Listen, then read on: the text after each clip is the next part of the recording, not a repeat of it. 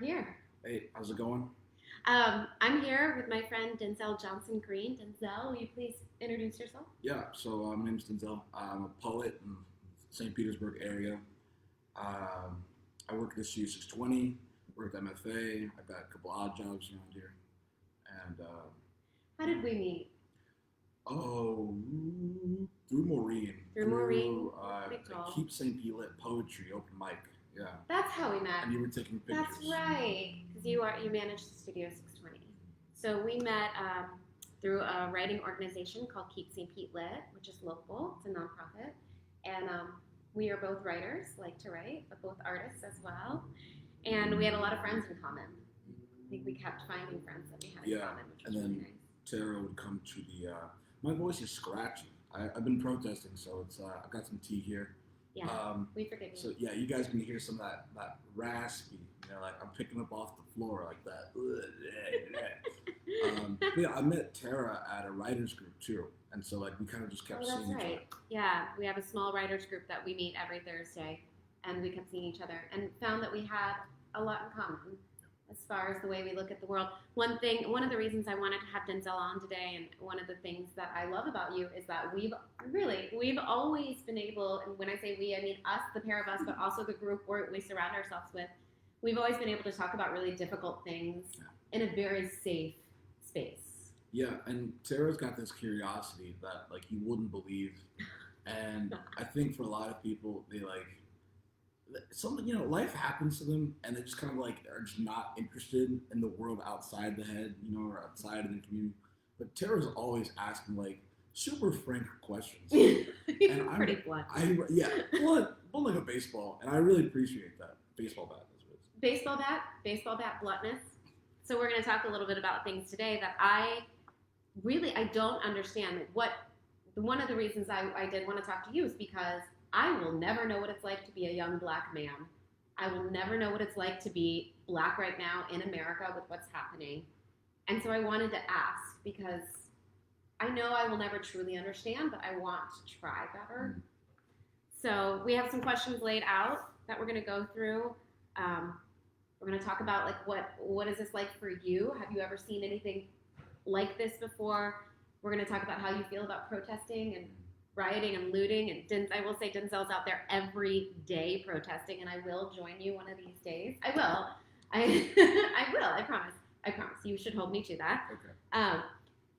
We're going to talk about what you wish your white friends knew, maybe at a core level, but even just maybe on an everyday basis, how we can better support. And we're going to talk about allies. There's that word is being thrown around a lot right now. Social media, right? Yeah, it's a good buzzword to have, I think. Yeah. It's a good buzzword. It is a good buzzword. We're going to talk about what that means to you. And when someone like me says, I want to be your ally, what immediately, comes in your brain. Right. And I want to make sure that I thank you for this gift of education. Yeah. That word education came out weird. Yeah, well, yeah, it's education perspective. Perspective, yeah. We're all like in our own heads and lives. And sometimes it's hard to peek outside of that, or you don't want to.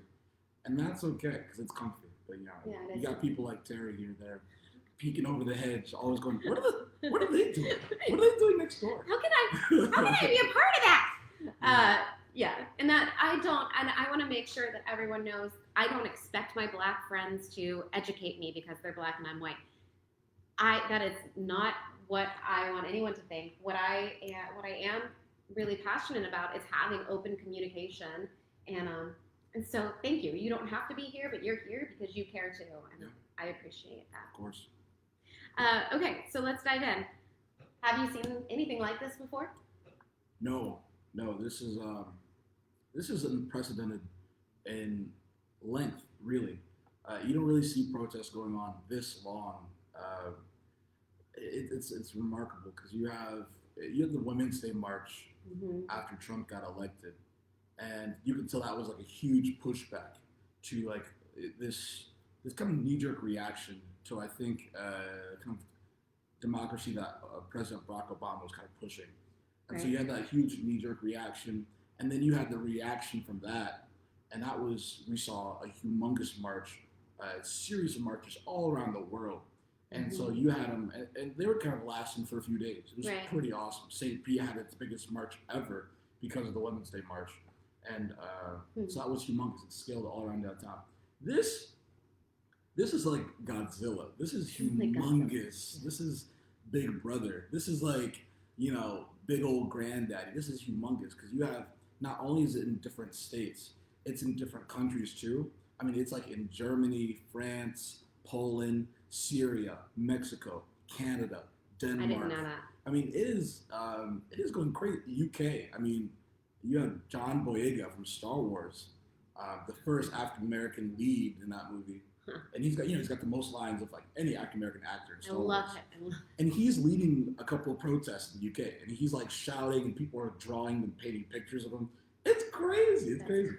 And so this Black Lives Matter and George Floyd and police brutality protests, it is unlike anything we've ever seen. It's never been done before on this scale.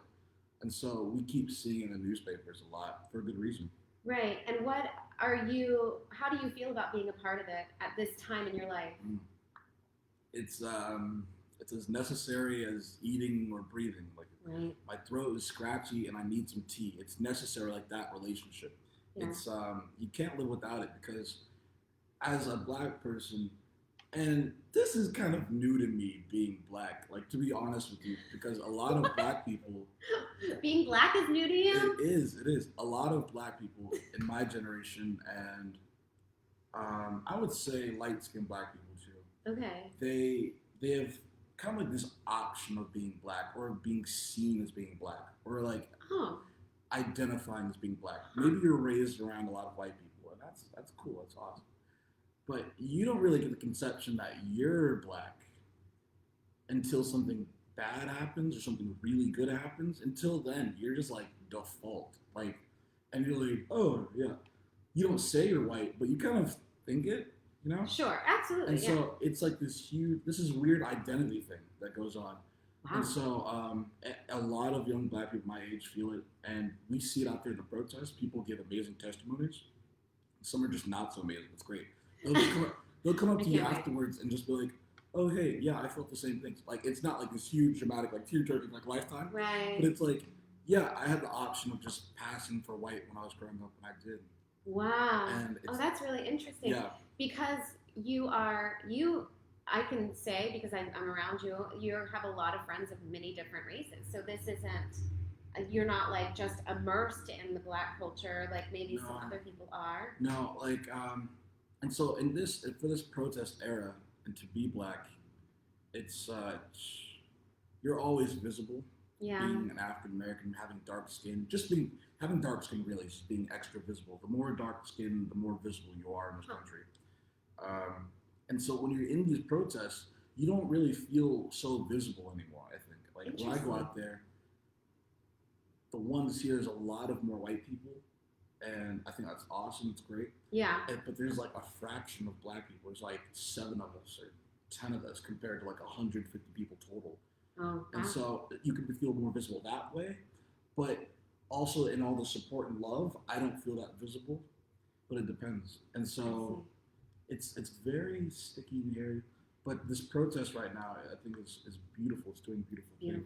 And so how do you feel about the rioting and looting then?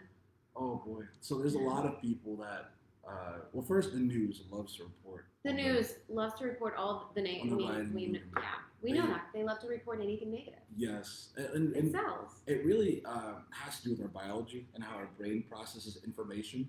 You're going to process something that's bad quicker than something that's good, because it's going to keep you alive longer, right? Oh, that makes perfect sense. Like, if you're going to, and you see like, all right, this thing in the bushes, it looks like it has claws.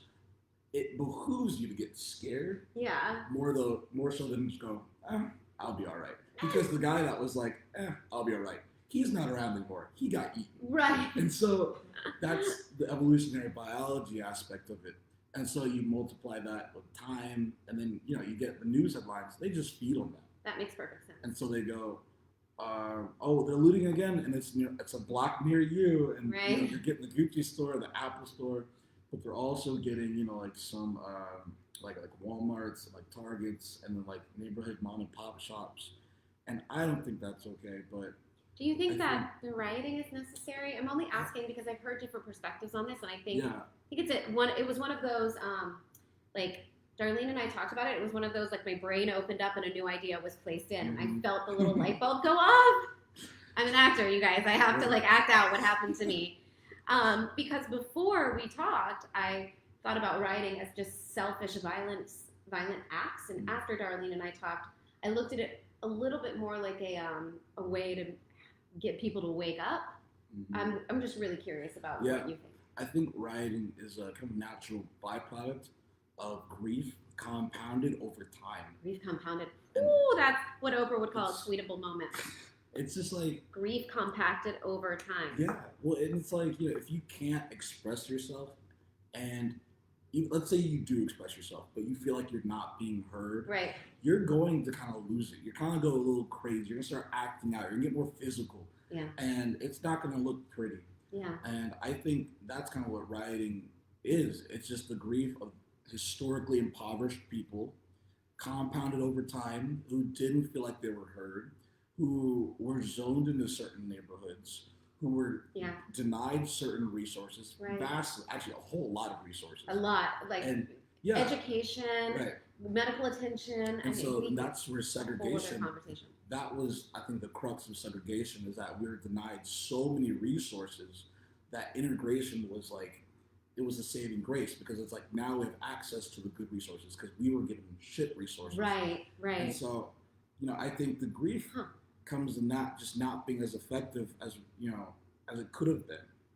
And so you keep trying to get heard, and like no one's hearing you, and they keep shooting you, and they keep shooting up your communities, and then they introduce crack and like horrible drugs in the communities, and then and so it boils.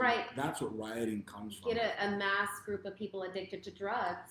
Watch the crime rise. Watch the privatized prisons make more money. I mean, this is a much larger conversation. But I can see how on the other side of that comes rioting. Yeah, and rioting is just that logical byproduct. I mean, people are scared of the rioting, and I can understand that. Like I can understand fear, but you don't know why there's rioting, and you don't know the background for where it comes from. And with looting, it's just another logical extension from rioting. It's like it's like an anger, like a Ferris wheel, or not Ferris wheel, a roller coaster. There's stages to it, and so it just like logical progressions. You have protesting. If protesting doesn't work, you have if it's not effective, you don't feel heard. Some people riot, and if those people don't feel heard, some of those people loot. And it's like this horrible chain that comes from not being heard. Do you think there are more protests going on?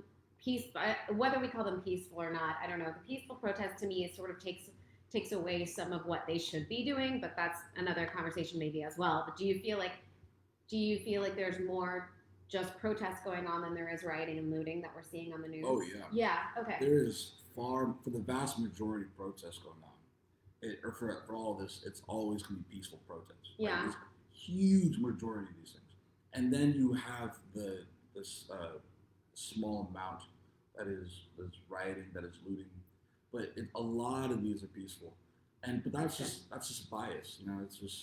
It's how we work. We see a little bit of negative, and we think it's the rule. Right, not the exception. Right. All right, let's talk about us white people. What is it that you wish we understood at a core level right now?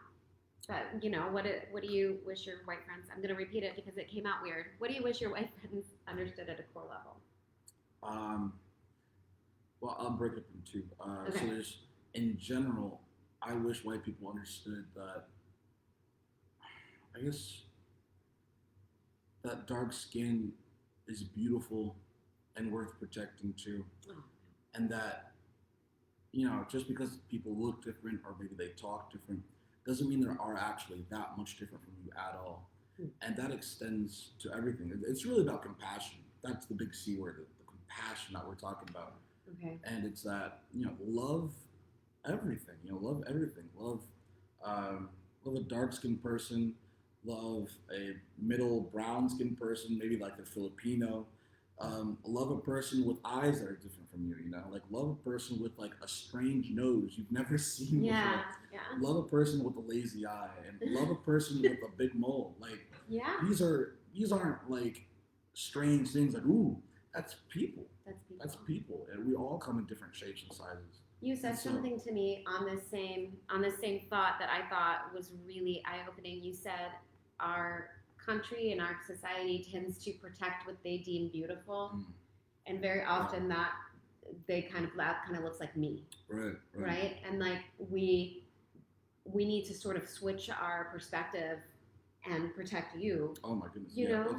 And that's powerful because in this country there's such a humongous history for white women being protected in the sense that like kind of overprotected, kind of Right. like there's oh my god, there's so many books and articles. Are there? You're like your brain. I have so many movies and documentaries and like interviews and lectures on the really the white males overprotection, over fascination with the white woman as like this Or like this, a what do you call it? Like on a pedestal, yeah, like a their pedestal, but it's like property. this, yeah, it's like this sanctity kind of thing, like, and if anything were to harm this sanctity thing, this beautiful This like little yeah, Tinkerbell this, of a yeah, then we have to go and kill it and beat it and brutalize it and become barbarians and wrap ourselves in evil and sin.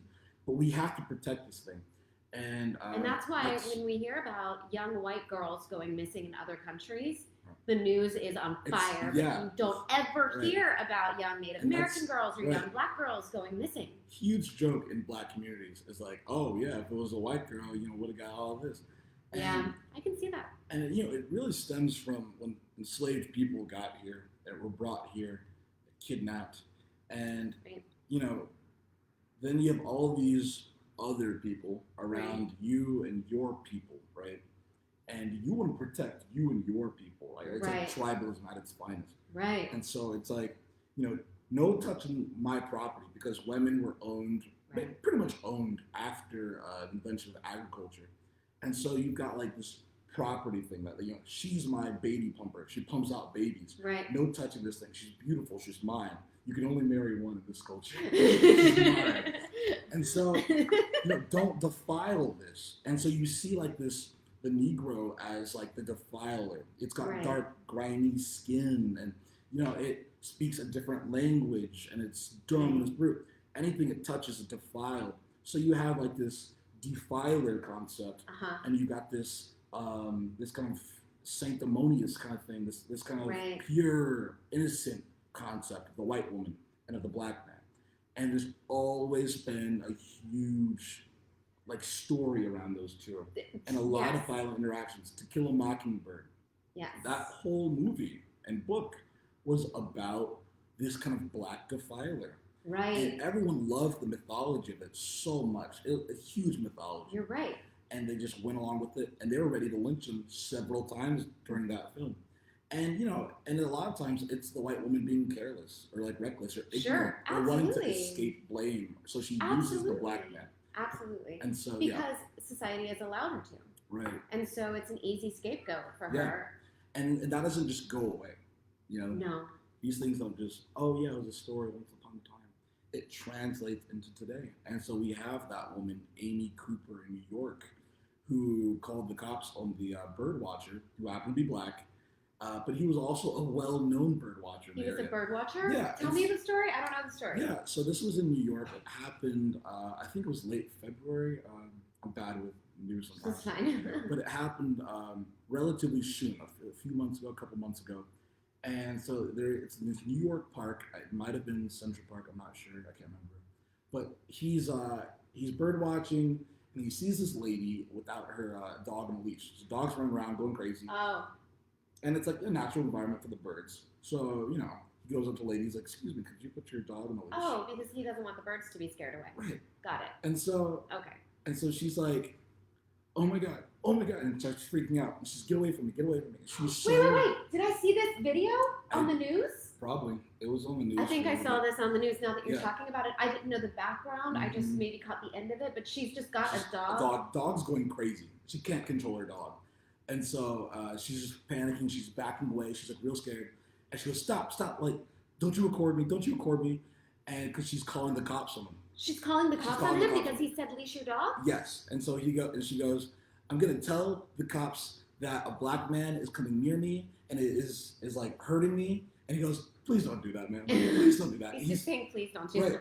He's got the voice of like a hostage crisis negotiator. What? He's got like, because he's trying to. He's so calm. He's just trying to de-escalate this, and she's doing nothing but feed into paranoia and what she's seen on TV. Oh my gosh. And what her family's told her, and so she calls the cops, and she eventually, the cops, of course, see nothing is wrong, right? Except for like what she's doing, right? And except for that you don't have your dog on a leash and you're supposed to, right? And so her job actually ended up firing her. And I think her dog got taken away. I think, what? But she did get fired though, because her job was like, we don't tolerate racism. That's not excellent. Okay. That's good. So, that's great. That's a crazy story. Right. And so he's lucky he had a cell phone. He's lucky he had his cell phone. Right. And we live in thank God, we live in a time now that we get to see the truth from other people's point of views. Mm-hmm. Because what would her truth have sounded like after that interaction had we not had that phone? She would have been believed all the way. Yeah, she would have been believed all the way, and there's something wrong with that. As a woman, I've been afraid, I can't even count how many times, if I've been alone in a park or get into an elevator and another man walks in. As women, we know what that's like. We know, women, you know what it's like to like make up an excuse that you forgot something in your car all of a sudden when a situation is awkward. But, and I will say for me, sometimes that fear is escalated if that's a black man. And that has been built into me. I will also say I had a very recent situation where I was alone at a park, Lassen Park, on the south side. And I was walking from my blanket to my car, and I didn't have my key. I had like left everything at my blanket, and I was going to get my water bottle out of my car. And a black man pulled up in a car behind me and was yelling, "Come here, I need to show you something." And I got very scared. Now, if anybody did that, whether they be black or white or Indian or whatever, Hispanic, of course I would get scared. I don't know you. You're yelling at me. But what turned out to be actually happening is that he was trying to warn me that there was a gentleman that was sitting underneath the tree about 50 feet away from me that was dangerous. Oh, wow. I couldn't tell you the man underneath the tree's race because I couldn't see him because he was in the shade. And I didn't stay long enough to pay attention because for me it wasn't about any of that anymore. He had been startled by the man and was leaving and said, "I'm scared. I'm freaked out. I'm leaving. I think you should leave." Got back in his car and drove away. And I was like, what just happened here? So I think it's important to tell those stories too, That's crazy. That man very well may have been white. It didn't matter. At that point, this man who knew he was going to start on me, he knew driving up by himself, getting out of his car, saying, "Come here, I need to show you something," was going to start on me. Pushed past me, going, see, as a black guy, I know not to do some stuff like that. Yeah. Just because of what she's talking, like just because I see her fear. We've been taught, like in my family, and I know like a lot of black people's families, we taught not to do that. Do not approach a white woman, and because like you never know what they're gonna do. That's crazy. They might call the cops on you. So like. The fact that he did that, I'm like, hey, that dude crazy. I couldn't have done that. He was a little crazy, but I think he was genuinely worried about my safety. That's good. I mean, that's good. He was looking out for you, and he was like, you know what? Let me put my fears aside and look out for this white woman. Like, that's very sweet of him. That's very kind. We were yelling at each other because we were far apart, and I was like, "You startled me!" And he was like, "I know, I'm sorry!" And then got back in his car and drove. But I think he was genuinely afraid of the man as well. So for his safety and for my safety, so it was a heightened. But I got in my car. I was shaking. I called my best friend to tell her about the story immediately because I was like, I just, God just shook me up in a good way, like in a good, like, that's right. People of different races are here to protect each other no matter what. It was a good moment for me. I went off on a tangent. I'm sorry. You're here to talk today, not me. No, that's an excellent story of the kind of programming that we're kind of like, we come in this world and then we're just kind of programmed with like certain ideas and mythologies about other people and ideas. That's right. And I mean, but my family, they gave me the mythology of like, and really it's not mythology. It's like a truth, and it was a truth for a very long time. It still is a truth that you given this planet, you as a black person are very, very vulnerable and you're very, very visible. And you can't just hang out with white people sometimes. You can't just hang out with white women. And I swear to God, I shouldn't swear to God, Take it back. but my mom and several members of my family, black men and black women, they always told me, watch out for my white, like watch out when I'm around my white friends, and especially to watch out when you hang out with a white woman. Wow. And this, like on multiple occasions, like I can remember them, and my mom just gave me a recent warning to watch out when I'm around my white friends with the protests, because Wow. she knows I'll get singled out. And she was raised just north of Chicago, Okay. so she's seen like so much, Yeah. so many bad things and wrong things. But my uncles like would get beat up for hanging around white women, and like, and again, sometimes the white women like liked it, and it was Sure. great. It was like a flirtatious relationship. It was great, but kind of like in the case of Emmett Till, you've got the overzealous just barbarians of like the white men that Right. try to protect the sanctity of this white woman. That it never existed. This sanctimonious thing is just bullcrap. But Right. they have this idea, this Exactly right. mythology to protect this sanctimonious white woman from the black defiler. And so my uncle was beaten up for it, and various members of my family were beaten up for it. Family friends were beaten up for it. Cousins, and so we all have like this. We all kind of on a very low level kind of way Yeah. know not to hang around too much around white Wow, women and to watch out. I can't tell you I've ever been told that in my family. I've never been told, be careful if you're hanging around a black man. I don't, we had different, I also was born and raised in a very small town with very little African American people. So maybe it wasn't part of the conversation. There are other ways. I mean, there's that song from Avenue Q. Everyone's a little bit racist sometimes. Oh, I don't know that It's a song. very happy song. I gotta listen to that. It's Avenue Q's like Sesame Street, but it's for grown-ups, so it's a puppet. It's puppet. Whoa. It's puppets. Everyone's a little bit racist sometimes. What kind of drugs do you? It's like an Adult Swim kind of thing, late at night, like, yeah, it's Comedy Central, like Tim and Eric show. Everyone's a little bit racist sometimes. I recommend everyone going on YouTube and watching Everyone's a Little Bit Racist from the musical Avenue Q. It is great. It is great. It puts it in very childlike words, but That's important though. That's important. It is. It's really important. Yeah, and the puppets having the conversation might not. They're probably like purple and green. Well, and that's why like animation and like drawings have done so much for spreading ideas too, because it doesn't look so scary. Right. And so the puppets are the same thing, I'm sure. The puppets are the same thing. Right. I'll send it to you. Thank you. So as we talk about kind of trying to help our relationship become more normal and seem less dangerous in the eyes of our society, let's talk about that word ally. How do we as white people become an ally in this climate, and how do we keep it going after this? Because we all know something new is going to come up, So when I'm out there in the protest, I'm always telling people there's so many ways to be a good ally. Educating yourself is the first way. Okay. And just study like Black history, which is American history. Right. But study the oppression and study the Black leaders. Just read an article, Frederick Douglass, and just read an article on W.E.B. Du Bois, it's Du Bois. Du Bois? But, yeah, it's like I think it's Du Bois. Bois.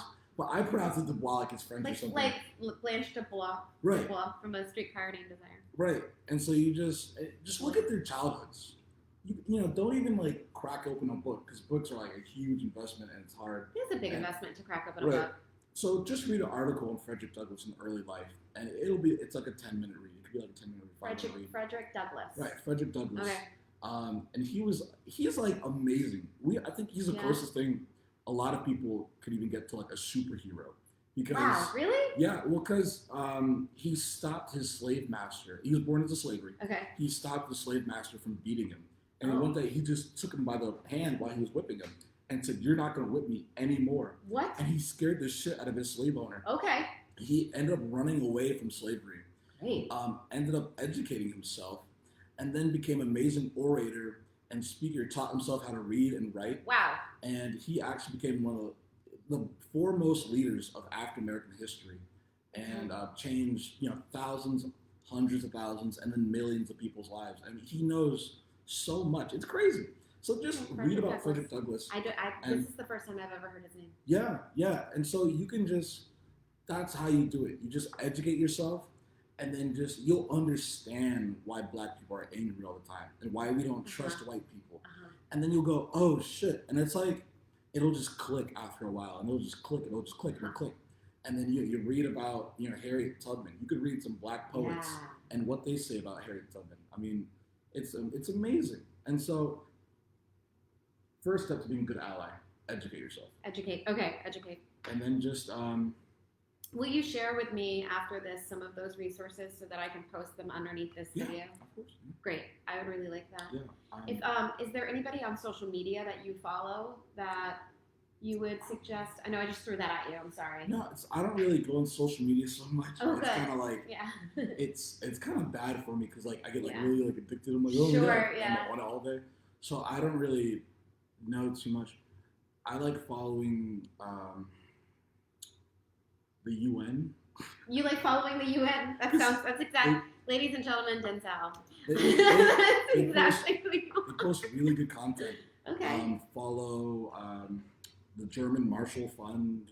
The German Marshall Fund. They're really good. Follow, of course, like Black Lives Matter hashtag. Yeah.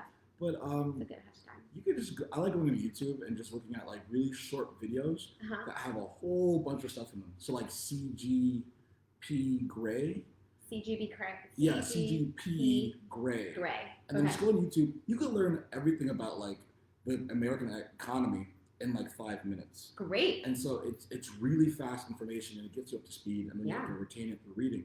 Right. But, it's amazing stuff. So go on YouTube. YouTube is like so underrated. People go in there for cat videos and like memes, and they go in there for like vibes. We watch cat videos every day in my house. Right. No, I go in Me there. too. I almost only look up like educational stuff, and it's like, all right, what happened in the Spanish flu? Back in the early 1900s. How does a light bulb work? How does Wi-Fi work? And then like how to fix your car. Right. But also like Frederick Douglass, early life.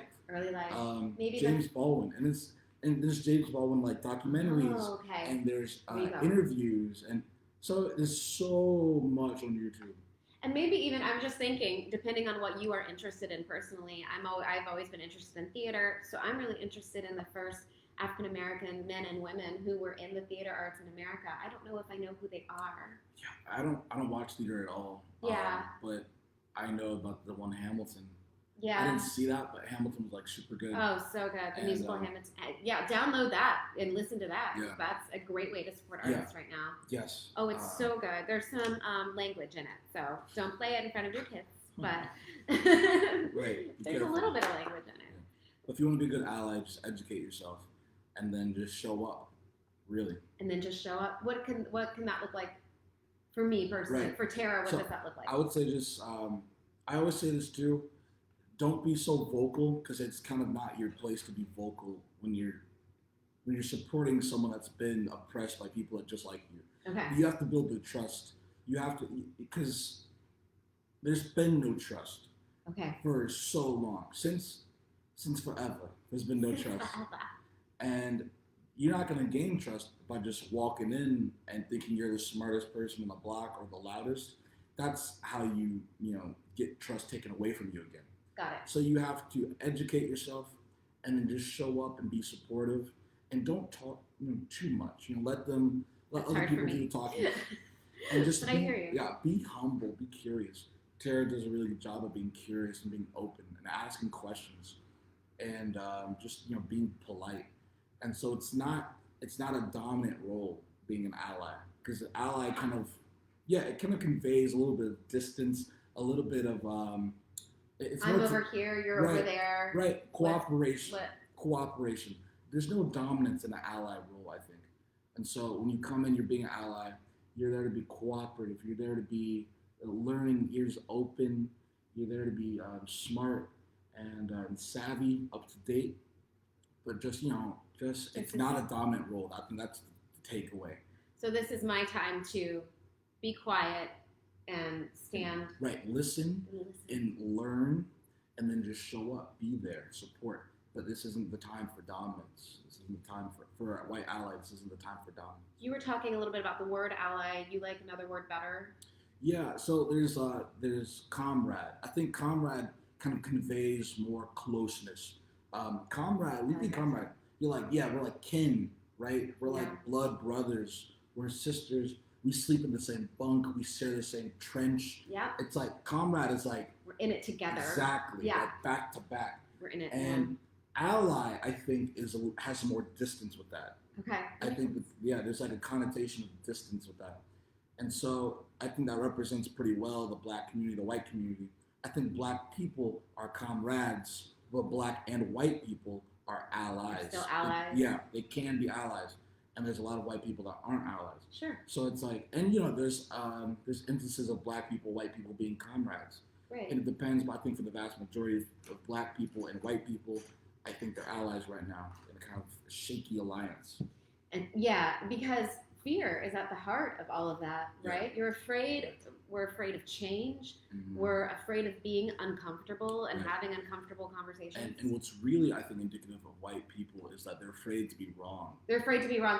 All people are afraid to be wrong, but I think right now, white people are going, wait, have we gotten this wrong for so long? Right. Well, and if you watch like any documentaries or like or video recordings of different like African American influencers, thinkers, and poets, of journalists, if they're ever orating and speaking, and they're making good points, they're making valid arguments, white people are always on the like defense. They're always like, no, that could be wrong, because they cannot be wrong. Because I see it so much. I've seen it in the history books and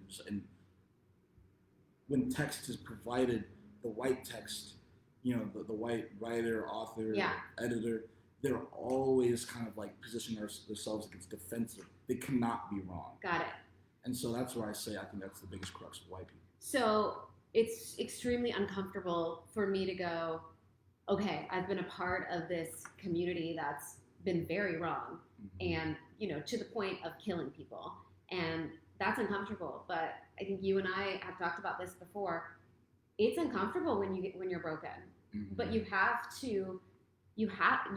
heal unless you are uncomfortable. Like when something is broken and something is painful, that means that you recognize that it's broken and painful. It means that you are on the way to seeking healing. And that's an excellent point, because I think a lot of people complain, and a lot of men complain, that we live in a cancel culture. And there's a lot of male comedians that talk about that, and they actually just end up becoming jerks in themselves because they don't see the forest for the trees. They end up becoming jerks, they get lost in it, and so they think we live in a cancel culture. And there's a lot of people that think this too. Sure, but I think it's more of a call out culture. Okay. We're calling people out for their bad things. We are virtue signaling, which is like it's like telling people all about your own virtues, and it's how to, and then you should be doing that virtue. You should be doing this virtue. It's another way of calling out people, calling out. Yeah. And that's a huge attack on the ego. Yes. Right? That's a huge attack. And we are so ready to call out people, but never to call in people. Oh. And that's where it's like the yin and the yang. Well said. You cannot just exist in yang. You have to get some yin in there.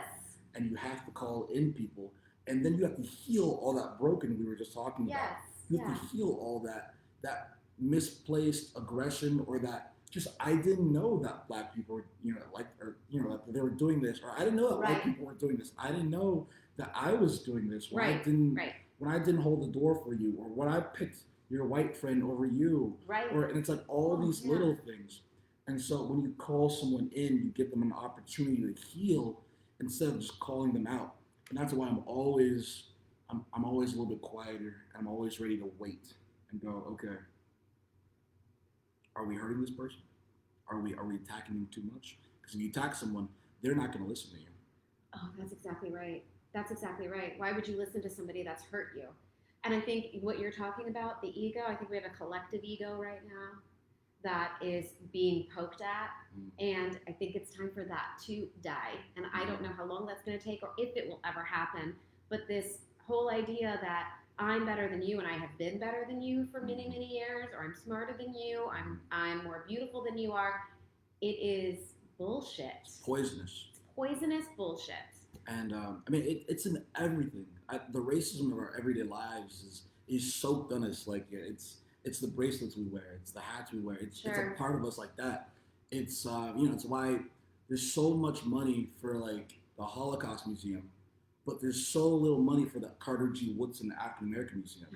It's why the cars are older when you go on the South Side, right? But the cars are newer when you go downtown. That's right. It's why it's so many things, and it's why we get picked over for stuff. Why our names are mystical to people, and why they're fetishized, but also rejected, like job applications, right? And rejected in everyday things. And it's so you can call people out for that, but you gotta remember to call them back in and go, there's a place for you, and we love you. We love you despite that.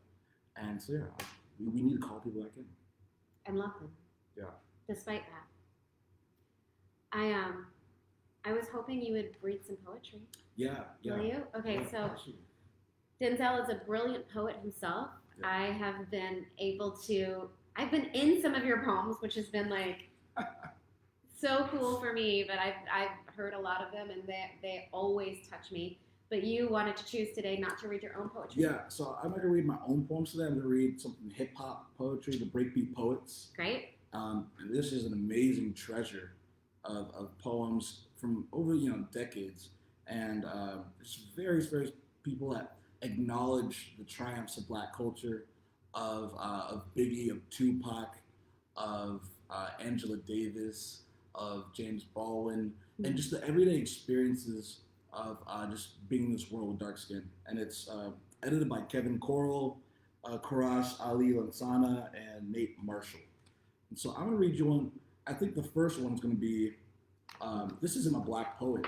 I don't think. It's a Hispanic one. Yeah, a Hispanic poet. Okay. His name is Jose Alvarez, born 1988. And it's a very apt name. Ode to the first white girl I ever loved. Love it. And this is, he's Hispanic, and he's got his own experiences. And of course, I can see some myself in why I read these two. It was kindergarten, and I did not know English, so I could not talk without being ridiculed. And the teacher did not want me in her class. She was white too. She said I did not know how to teach someone who only speaks Spanish. And the kids did not want me in their class. They were white too, and Black. They said, we do not know how to be friends with someone who only speaks Spanish. And I was the only Mexican, and I only spoke Spanish. I watched a lot of TV. Everyone was rich and white. My family was poor and Mexican. My family only spoke Spanish. And in school, I felt so lonely. My loneliness would walk home with me. My loneliness held my hands across the streets. My loneliness spoke Spanish like my family. And this is how I learned to equate my family with loneliness. How I learned to hate my family. How I learned to hate being Mexican. And I watched a lot of TV. Everyone was rich and white. And what I wanted was to grow up and be rich and white and speak English on shows like Seinfeld and Friends, on shows with laugh tracks and big hair and cardigans. What I wanted was friends to walk home from school with, a teacher to give me gold stars like all the other kids. And what I wanted was to stop eating welfare nachos with government cheese. It was kindergarten. And I loved all the white girls in my class, Robin and Crystal and Jen and all the white girls whose names I've forgotten. I wanted to kiss them. I thought her kisses was magic. I hoped I would learn English through a kiss, that I could run my hands through their hair and find a proper accent. I loved white girls as much as I hated being lonely and Mexican. Lord, I'm a 25-year-old man and sometimes still a 5-year-old boy, and I love Black women and Latina women. And I tell them in Spanish how beautiful they are. And they're more beautiful and lovely than all the white women in this world. I tell them in Spanish how lonely it is to live in English, and they answer with a remix of my name. Yo sé, yo sé, yo sé. That's great. That was great. So It was a really, really beautiful picture. So that's Jose Alvarez, amazing poet, and just that story was my story too. I mean, not I didn't, I don't speak Spanish, but Yeah. that that that the white woman as an icon, as a Even status, as a little boy, right? From the earliest ages, I mean, people are smart. Kids are super smart. Yeah. Kids understand who's of a higher status, Agreed. who's high value, and who's lower value, and depending on the society they live in. And so you have that kind of understanding from very, very early. Like, I mean, I think from the child psychology I've understood as early as like 1 year old, you have a concept of like, okay, who are my parents around? Do they value these people or do they not value these people? Are these people scary? That's right. And so you're already discriminating. And so with white women as like the beacon of like hope for like the immigrant, the beacon of hope for the minority, for like the confused minority, you think this is the creme de la creme, this is the cream of the crop, this is the very tippy top. And I never even knew that. I'm telling you, I did not know that. Yeah, it's crazy. And so there's this thing that a lot of Black people know. It's a saying I wrote down, and it's the hierarchy of value in this country. It's gonna make me uncomfortable, isn't it? Oh, okay. It's crazy. It's crazy, but it's very, very real. It's super duper true, and it goes: white man, white woman, black man, black woman, and that's how it is. And if you want to put more races in, you just put them in where the lightness goes, where there's shade. Where the lightness goes. Yeah, where the darkness goes, where there's shadiness. So it'll go white man, white woman, probably Asian man, Asian woman, but it depends on some context. If you talk about fetishization, you've got a lot of fetishization of Asian women. That's right, that's correct. And there's a lot of emasculation of Asian men. That's so right. It changes if you talk about romance. But if you talk about power, Asian men, Asian woman. And then Hispanic men, Hispanic women, depending on how dark they are. Again, you've got crazy, Denzel. You've got you've got dark-skinned Asian men too. You've got Filipinos. You've got Indian. But you also have light-skinned Indians and mixed biracial. Right, mixed biracial, yeah. So you put them in the order of lightness to darkness, depending on what race they are. But at every time you do this model, the Black women are always at the bottom, and it depends. Sometimes the Black men are at the bottom because we're in jail a lot. And we're incarcerated, we're arrested for dumb things. Yeah. And so, but Black people are always at the bottom. Ooh. And you do one more poem? What? I would love that. Thank you. So let's see. This is it's just an amazing book. I could read you a very apt one about police violence, but let's see, because that one's really good. Let me see if I got it. You have to, sometimes you just need a book of poetry and a collection. You want to get like you can get one by one poet, but I really like when it's just an assemblage of poets. The compilation? Yeah, and because you don't get bored as often. Sometimes I get bored when I read poetry. If you don't have a friend that encourages you to have a book of poetry, you need to. That's another thing that I love about you, is that you encourage me to do things like carry around a book of poetry. I think you're my only friend that does that. Okay. Well, so this is kind of short. Okay. It's this one's cool. You can write poetry in so many different ways. This one is broken up. Oh, I like that. Yep. Into like two different. There's like two different sides. Right. There's two different sides. How do you read it then? Well, so I read the first side on the left, and then I read the right side. Oh, got it. And so it's called it's by Joy Priest, born in 1988. And it's called No Country for Black Boys. When walking while black from a 7-Eleven, conceal your watermelon Arizona fruit juice. No sudden movements, like say reaching for a pack of Skittles. You might end up wrestling for the right to live. You be a second-class citizen unarmed. 3 weeks 17. Fight, howl for help. Home, heart, suspended over a hollow point. Remember to call out a mother's name. They don't know your screams apart from man with a gun. He is the one who survives in America. Second part, I am always there. I patrol. I follow dark skin in a hoodie. I leave my vehicle. Come after you trying to get away. I neighborhood watch. Like a suburb with color rushing in your life has low value. Boy parade around here like that. Like you are only victim, plead in your savage life. Get trial and conviction on my Florida sidewalk. Remember me. Pain. Die only with a ghetto heart. How does it feel? Listen to your body. Expire these assholes. Always get away. But I am the one who survives in America. Wow. Yeah. So Okay. That's a lot. it's crazy. Yeah. That one's crazy. That one's pretty. That's amazing, though. Really well written. Yeah, very real.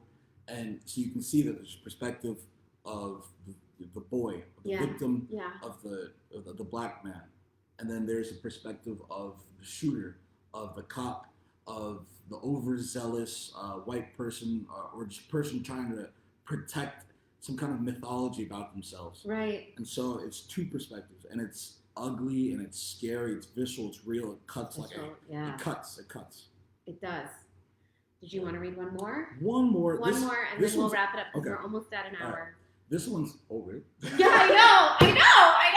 You and I, we were like, we'll be brief. Yeah, oh no, that's terrible. Not with the pair of us. No.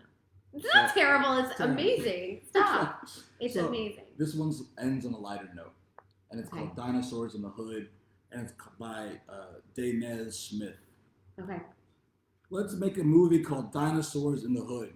Jurassic Park meets Friday, meets The Pursuit of Happiness. There should be a scene where a little black boy's playing with a toy dinosaur in the bus, then looks out the window and sees the T-Rex, because there has to be a T-Rex. Yeah. It's a dinosaur movie. Duh. Don't let Tarantino direct this. In his version, the boy plays with a gun, the metaphor. Black boys toy with their own lives, the foreshadow to his end, the spitting image of his father. Fuck that. This kid is a plastic brontosaurus or triceratops, and this is proof of magic or God or Santa. I want a scene where a cop car gets pooped on by a pterodactyl. A scene where the corner store turns into a battleground. Don't let the Wayans brothers direct this movie. I don't want any racist shit about Asian people or overused Latino stereotypes. Yeah. This movie is about a neighborhood of royal folks, children of slaves and immigrants and addicts and exiles, saving their town from real-ass dinosaurs. I don't want some cheesy yet progressive, hmong, sexy, hot dude, a hero, funny yet strong, commanding black girl buddy cop film. This is not a vehicle for Will Smith or Sofia Vergara. I want grandmas on the front porch taking out raptors with shotguns. Yeah. I want those little spitty, screamy dinosaurs. I want Cicely Tyson to make a speech, maybe two. I want Viola Davis to save the city in the last scene with a black fist afro pig. To the last dinosaur's long, cold-blooded neck. Yes. But this can't be a black movie. This can't be a black movie. This can't be dismissed because it's cast or its audience. This movie can't be a metaphor for black people in extinction. This movie can't be about race. This movie can't be about black pain or because black people feel pain. This movie can't be about a long history with hurt. This movie can't be about race. Nobody can say nigga in this movie who can't say it to my face in public. No chicken jokes in this movie, no bullets in the heroes, and no one kills the black boy, and no one kills the black boy, and no one kills the black boy. Besides, the only reason I want to make this is for that first scene anyway. The little black boy in the bus with the toy dinosaur, and his eyes wide and endless, his dreams possible, pulsing, and right there. Great, thanks. God almighty. Wonderful. Okay. That was Denzel Smith, Dinosaurs in the Hood. So his dreams possible, pulsing, and right there. Okay. Yeah. I can't imagine you ever not thinking your dreams were possible. I can't. It's the unfortunate reality in this country, but it all depends too on how we frame it. Like when you talk about, I don't want this director, I don't want this actor in here. he's talking about how we frame the situation, how do we give context to people's lives, and how do we tell the story. He goes, I don't want these storytellers. I want storytellers to just tell this movie. Yeah. It's not a black movie. It's just a movie. It's just a movie. It's just a story. Right. It's just a story. So. Thank you. That was really lovely and eye-opening, and it's extremely uncomfortable to hear about how I'm, as a white woman, viewed from a black community. It's uncomfortable, but it's going to change the way that I see myself and communicate, and this is all changing the way that I just look at our world. Good. Yeah. Good. Yeah. Good. Good. I appreciate you. Oh gosh. All right. Well, I will have Denzel send me a list of books of poetry. Right. Some resources. If you want to be an ally, educate yourself, and we're gonna help you with that. Thank you guys for watching. Please share this video with anyone that you think might also benefit from watching it. And move forward with love. Oh, I have to end this the same way that Zeke says goodbye to his friends. Oh, okay. How's he say goodbye? So Zeke is my 4-year-old son who is wise beyond his years. So no matter, what they look like or who they are, he says, I love your heart. Oh. That's so sweet. Oh my God. Wait, 4 years old and he says this? Yeah. I don't know where he got it. It wasn't me. I didn't. That is so good. I love your heart. And I'm going to tell you how I ideally like to say goodbye. Okay. And how I say hello. It's based off that movie Avatar with the blue people. Love that movie. And they would go, I see you. That's I see you. And that means I see all of you. Not just the pretty, but the ugly and the mistakes. And I see you anyway. And I don't reject you. So I see you. I see you too. All right, great. I'm going to go cry and take a nap. Oh my gosh. Okay. How do we end it by?